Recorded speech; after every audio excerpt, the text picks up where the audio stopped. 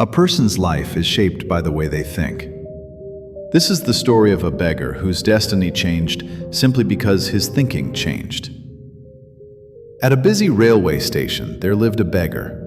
Every day he survived by asking passengers for charity as they stood waiting for their trains. One day, while he was begging, his eyes fell upon a businessman dressed in fine clothes who was walking onto the platform. Seeing his expensive suit and confident manner, the beggar thought to himself, "This man must be very rich. If I ask him for money, he will surely give me a good amount." With this hope, the beggar approached him and stretched out his hand.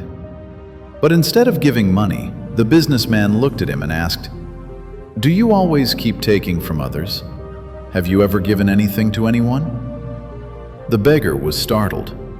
He had never heard such a question before. Surprised, he replied, "Sir, I am just a beggar.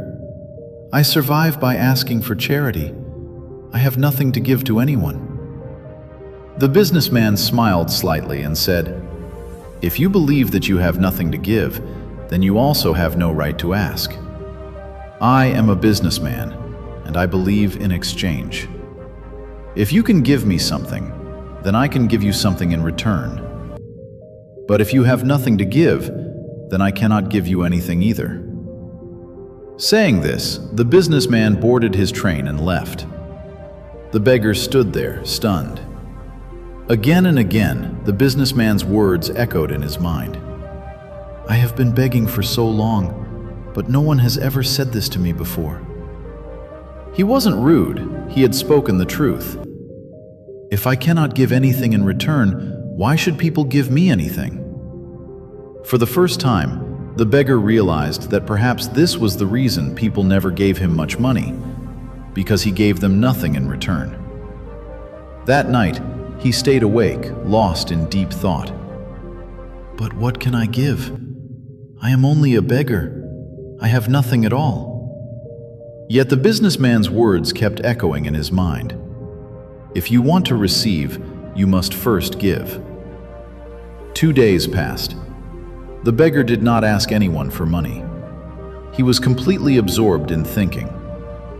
On the third day, as he sat at the station, his eyes fell upon wildflowers blooming near the railway tracks. Their bright colors caught his attention, and suddenly an idea came to his mind. What if, instead of only taking, I offer something in return? What if I give a flower to everyone who gives me charity? With determination, he gently picked some flowers and returned to his usual spot. Whenever someone gave him a coin, he smiled and handed them a flower in return. Surprisingly, people accepted the flowers happily. Some even smiled and thanked him. As days passed, something unbelievable happened. More and more people began giving him money. He noticed one thing clearly. As long as he had flowers, people gave generously. When the flowers ran out, the donations decreased. "So it's true," he thought. "People like to receive something in return." One day, while he was giving flowers in exchange for charity, he saw the same businessman again, sitting in a train.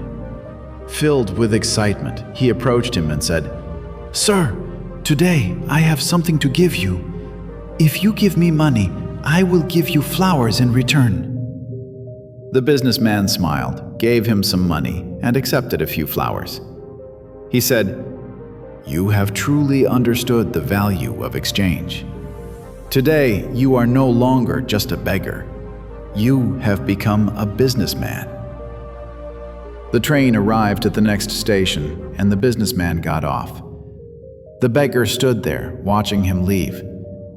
Those words awakened a new thought in his mind.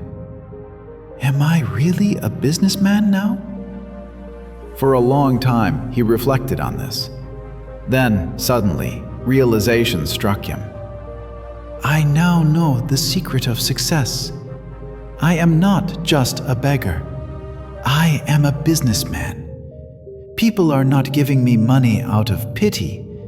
They are paying the price for the flowers I give them. That means I have a business." Filled with excitement, that very day he made a bold decision.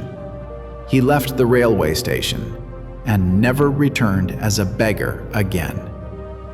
6 months later, at the same railway station, two well-dressed men met. They shook hands, but one of them looked surprised. "Do I know you?" one asked. The other smiled and replied, "Yes, we have met twice before, right here on this very train." The first man frowned, trying to remember. Then, suddenly, his eyes widened in shock. "Wait, aren't you the same beggar? The one I refused to give money to and later bought flowers from?" The former beggar laughed and said, "Yes, that was me. But today, I am no longer a beggar. I have a successful flower business, and I am traveling to expand it further." The businessman was amazed. "This is unbelievable. What changed?"